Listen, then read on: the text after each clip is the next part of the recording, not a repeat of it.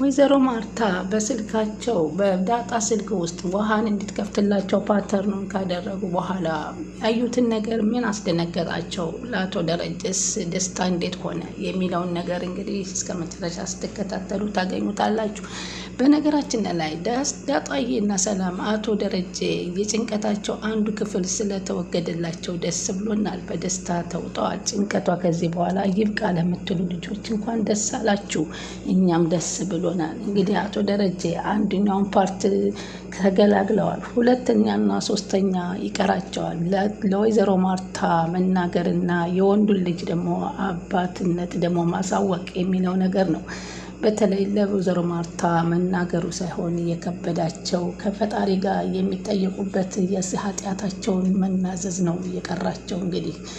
እንግዲህ ዳጣዬ እናቷ ጋር ሰላም ጋር ስትገናኝ በጣም ተደስታለች። ሰላምዬ ከማለት አልፋ እማዬ ከማለት ደረሰች። በልጅነቷ ያጣችውን ነገር ሁሉ አሁን እንደ አዲስ እንደ ሕፃን ሊያደርጋ እንድትሰጣት ጠየቀቻት። እማዬ እጅሽን ይዤሽ ልጓዝ፣ ሱፐር ማርኬት ውሰጂኝ፣ ኬክ ግዢልኝ፣ ልጆች ልማታ ሩጬ ካንቺ ልደበቅ፣ ሽታሽን ላሽትተው የሚለው ነገር እስኪ እማዬ ይዘሽኝ ውጪ፣ እናቴ ጋ ነው ብዬ እጅሽን ይዤሽ ልንቀሳቀስ።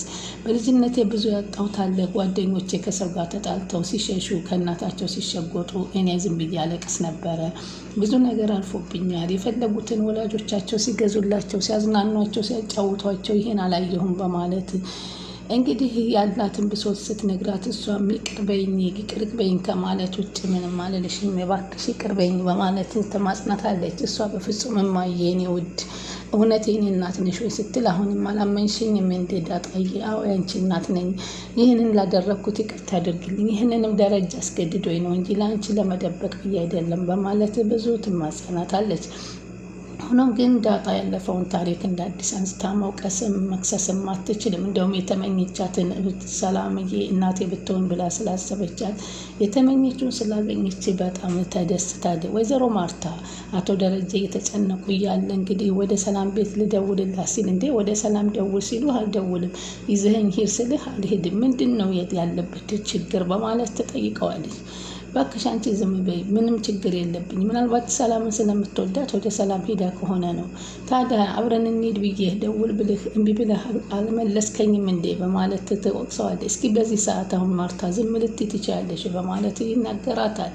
ከዛም ስልኩን አንስቶ ወደ ዳጣ ሲደውል ወደ ሰላም ሲደውል ዳጣ ታነሳዋልና አባዬ ከሰላምዬ ቤት ሰላም ዳጣዬ ከኔ ቤት ናት ስትል ስትናገር ትሰማለች። በቃ አንቺ ቤት ናት እሺ በማለት ይዘጋና ይኸውልሽ ከሰላም ቤት ናት ሲሏቸው ወይዘሮ ማርታ ያልወለዱት ልጅ አይሆንም የሚለውን ተረታ ከኛ ሰላም ተሽላባት ነው ወይ ወደ ሰላም የሄደችው በማለት ትጠይቃቸዋለች። ማርታ ከዚህም በኋላ አዘውትራ ልትሄድ ትችላለች ወደዛ፣ ምክንያቱም ተወዳታለች። ስለዚህን ነገር መቀያየምና ማስተንተን የለብሽም ሲሉ ያስታውቋታል። እሷም ረናው እንዴ በማለት እንግዲህ ነገሮችን ለፍ እያደረገ ትገኛለች። ከዛም ሂጅና ለእነ ኤቢ ንገሪያቸው በማለት እሱም ወደ ቢሮ እንደሚሄድ ሄድና እሷም ኤቢ ያለች እየተጣራች ወደ ኤቢ ክፍል ሄዳ ስትነግራት ኤቢ ግራ ተጋባት። እንዴ እናቷን እነግራታለሁ ናታል እናቷን ነግሯታል አላልክም እንዴ? አዎ ታዲያ ወላጅ እናቷ ቤት ነው እንጂ መሄድ ያለባት ሰላም ቤት ምን ብላ ነው የሄደችው? ሰላም ቤት እኮ ነው የሄደችው በማለት ስትነግረው እንግዲህ ልትሄድ ትችላለች። እናቷን ነግሯታል ብለሃል? አዎ ነግሯታል፣ ግን ማን እንደሆነች አላወቅም። ሰላም እንዳትሆን ግን እኮ ከዚህ በፊት እኔ ዲኤንኤ አስመርምሬያቸዋለሁ፣ እናትና ልጅ አይደሉም ወይንስ ዲኤንኤው ስህተት ነው እያለች ራሷን መጠየቅ ጀመረች ኤቢ። ከዛም በኋላ አቶ ደረጃ ወደ ቢሮ ሄደው ወደ ዳጣ ደውለው ወደ ቤት እንድትሄድ ቢነግሯትም ዳጣ ግን ወደ ቤት አልሄድም፣ እማዬ ጋር ነው የማድረው። ምንድን ነው ያልሽው? እማዬ አሏት። አዎ እማዬ ጋር ነው የማድረው፣ አልሄድም። አይ ማደር የለብሽም፣ ይህንማ ማርታ ማንቃት ነው። ስለዚህ እንደምንም አምሽተሽ ምሽት ላይ እንድትሄጅ ነው ማደርግሽ ብለው ይናገሯታል። እሷን በፍጹም አልሄድም፣ በል በኋላ ደውልልሃለሁ፣ ለማንኛውም እኔ ነገር ሻለው ዳጣዬ ቃል ገብተሽልኛል። ስለዚህ አንዱን ችግር ስወጣ አንዱን ችግር ማምጣት የለብሽም፣ በጊዜ ወደ ቤት እንድትሄጂ በማለት ይላታል። እሺ ሰላምዬም ሂጂ እያለች ስለሆነ እናቴን አከብራለሁ። ስለዚህ አንተና እናቴ ለምን አትመጣም አባዬ? እዚህ አንድ ላይ ሆናችሁ ባያችሁ ደስ ይለኛል በማለት ትለምነዋለች። አቶ ደረጀም ወደ ሰላም ቤት አልመጣም አንቺ ግን በጊዜ ወደ ቤትሽ ራይድን ቢሆን ጠርተሽ ሂጂ በማለት ትዕዛዙን ያስተላልፉላታል። እሺ አለች። ዳጣ እንግዲህ እናቷን በጣም ካገኘች በኋላ ደስታዋን እየቧረቀችና እየጨፈረች ትገኛለች። በጣም ትደስታለች።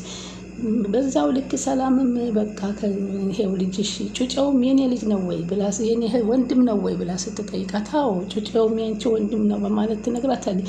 ሆኖም ግን የጩጬውን አባት ገና አልነገረቻትም። የጩጬው አባት እንግዲህ ገና አቶ ደረጀ አልታወቁም።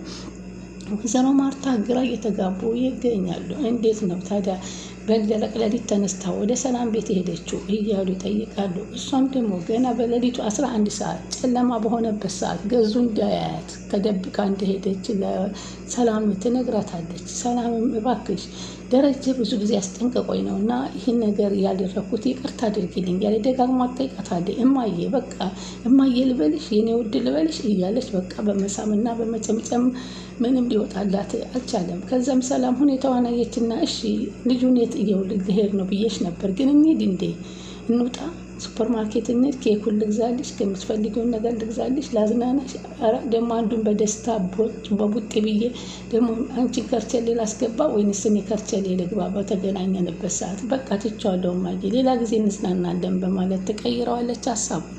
ከዛም በኋላ ወይዘሮ ማርታ ማመንታት ይጀምራሉ። ምንድን ነው እየተካሄደ ያለው ነገር? ኤቢ ትሄድና እማዬ ዳጣ እኮ እናቷን እንደሚነግራትና እንደሚያገኛት ነበር የሰማ ነው። ሆኖም ግን አሁን ዳጣ ከሰላም ቤት መገኘት ምን ይመስልሻል? አንቺ ደግሞ ነገር እንደው መኮልኮል ትወጃለሽ። ለምንድን ነው እንደዚህ የምትይው? በማለት ትጠይቃታለች። አይ መስሎኝ እኮ ነው አለች። እንደገና ወይዘሮ ማርታም የሰላምና እንግዲህ እንደርስበታለን የሰላምና የዳጣን ጉዳይ እንደርስበታለን እስካሁን ያለው ነገር ይሄ ነው እያለች ትላለች። እንደገና እሱን ደግሞ ሲጠይቁት ናታልን ሄዳ ስታፋጥጠው ኤቢ አርፈሽ አትቀመጭም አንቺ ዛሬም ከዛው ነሽ ለምንድን ነው እንደዚህ የምታደርጊው በማለት ይናገራታል። በዚህም ጊዜ እንግዲህ ዳጣ ራሷን እንጂ አንጠልጥላ ሄደው ስልኳን ጥላ አልሄደችም ነበር። እማዬ እማዬ እያልኩኝ ነበረ ትላለች። ማንም ሰው የለኝም ብቻዬን ባደኩበት አደኩኝ እማዬ ማን ብዬ ልጥራሽ ማን ብዬ ላልቀስ ማን ብዬ ብቻዬን አለቀስኩኝ ለ21 ዓመት አለቻት። የኔ ልጅ አለች አይዞሽ አለሁልሽ ከዚህ በኋላ አታለቅሽም ከዚህ በኋላ ዳግመኛ አታለቅሽም አለቻት። ሰላምም እሺ ያለፈውን ጊዜ ደግሞ በደንብ እኔ እናትሽ ክስሻለሁኝ እሺ እማዬ ደግሞ ወንድሜ ሊወርቅ ሲል ደግሞ ተወርውር ያዳንኩት አለቻት። አንቺስ እንዴት ነሽ እማዬ አለቻት። ደህና ነኝ ዳጣዬ አለች ሰላም። ወንድም ሲያድግ ደግሞ አንቺ እንዳዳንሽው ነግረዋለሁ አለቻት። አይደለ ዳጣዬ አለቻት። አዎ ታውቂያለሽ ጠፋች ከተባለ ሰዓት ጀምሮ ሌሊቱን ሁሉ ቀኑን ሙሉ ጉልበቴ ይብረከረካል ሰውነቴ ይብረከረካል። አሁን ትላንት ጠፋ ከተባልሽ በኋላ በጣም ተጨንቄ ሌሊቱ ሁሉ እንቅልፍ አልወሰደኝም እማዬ ቁጭ ብያለሁ። ስወጣ ጊዜ እንዳያየኝ 11 ሰዓት ነው የወጣሁት ታውቂያለሽ። በር ተንኳኳ መሰለኝ ልቤ ድንገት ሲል ዋለ። ከዛ የሆነ ሰዓት የበር ኳኳታ የሰማሁ መሰለኝ ወጣ ብዬ ሩጬ ሳይ ግን ምንም ነገር የለም። በዛ ጊዜ ነው በቃ አጣሁሽ ብዬ ተስፋ ቆርጬ ወደኩት በማለት የነበረው ትነግራታለች። ከዚህ በኋላ ስመለስ ቤቢ ጫፍ ላይ ሊወርቅ ደርሶ ነበር። እሱን አድናለሁ ብዬ ስሮጥ ተንሸራትቼ ወደኩኝ እና ራሴን ሳትኩኝ አለቻት። ታውቂያለሽ ዳጣዬ አንቺ ባትመጪ እኮ እኔም ቤቢም አንድ ነገር ሆነን ነበር አለቻት። ተመስገን እማዬ አሁን ግን ደህና ነሽ እማዬ አለቻት። አዎ አሁን እንዴት እንደምታምሪ ማማዬ እንኳን የኔ እናት ሆንሽልኝ እያለች ነበር። አንቺ እኮ ራስሽ በጣም ነው የምታምሪው ዳጣዬ አለቻት። እንግዲህ እኔ የምልሽ የኔ እናት ምን ላድርግልሽ? እስኪ እግርሽን ልጠብሽ ልብስሽን ልጠብልሽ እማዬ እስኪ ጎረቤት ላኪኝ እስኪ እናቴ እንዳለችሽ እንዳደቃት ይፈልጋለች ብዬ ልላክሽ እስቲ የልጅነቴ ላምጣልሽ እስኪ ምን ላድርግልሽ እያለች ስምትመጽ ግን ምንድን ነው የሚደረገው የሚፈልጊው ንገሪኝ አለች። ሁሉንም ነገር በአንድ ቀን ታሳካዋለሽ የ21 ዓመቱን ያለቻት ጊዜ እንደገና አቅፏ መሳሳም ጀመሩ። በጣም ፍቅራቸውን ጉልበቷ አይቀራት አንገቷ አይቀራት ራሷ አይቀራት ሁለመናዋን ተደፍታ ለቅሷን ታነባው ጀመረ። እንግዲህ አቶ ደረጀም እንግዲህ በጣም ተደስተዋል። አሁን በጣም ደስ ብሎኛል ናልኝ ብትለው አልመጣም እሷንም ቢሆን እንዳታስቸግሪያት ከአክስቷ ጋር የተቀመጠችው አክስቷም ስለማታውቅ ችግር እንዳትፈጥሪ ማታ ውድቅት መመለስ አለብሽ ራባዬ አልመጣም አለችው። መምጣት አለብሽ አሉ። ይኸውልሽ ማርታም እንድትጠረጥር መቻል የለብንም። ደግሞ ቃል ገብተሽልኛል። ለምን ቃልሽን በድብቅ እየሄድሽ ታያታለሽ? ይኸውልሽ ጥለሽ እንደማትሄጂ ቃል እኮ ገብተሽኝ። አባዬ ቃል ገብተ ግን አሁን አልመጣም አባዬ፣ እማዬን ጥዬ አልመጣም አለችው። እማዬን ያልሽው? ራታ በይህን ነገር ከመቼ ጀምሮ ነው አባዬ ያልሽው? አሁን ከአሁን ጀምሮ አባዬ እማዬ እያልኩ ነው። እንኳን ደስ አለሽ አለ። እሺ ደህና ደር፣ ደህና ዋል። አልመጣም አባዬ አለች። አውቃለሁ ዳጣ፣ ከባድ ነው። በዚህ ሰዓት መገናዘብ እንደማትችይ ይገባኛል። ሆኖም ግን ምንም ማድረግ አትችይም። በምንም አይነት ሆነሽ እኔን ማስወገድ ማጋፈጥ የለብሽም። የተለመደው ጸባይሽ መቀየር የለበትም፣ ያለበለዚያ ሁላችንም ችግር ውስጥ እንገባለን በማለት እንግዳማ ሰላምን ይዣት እመጣለሁ ስትለው አይሆንም፣ ሰላም አትመጣም እዚህ ቤት እያሉ ነው።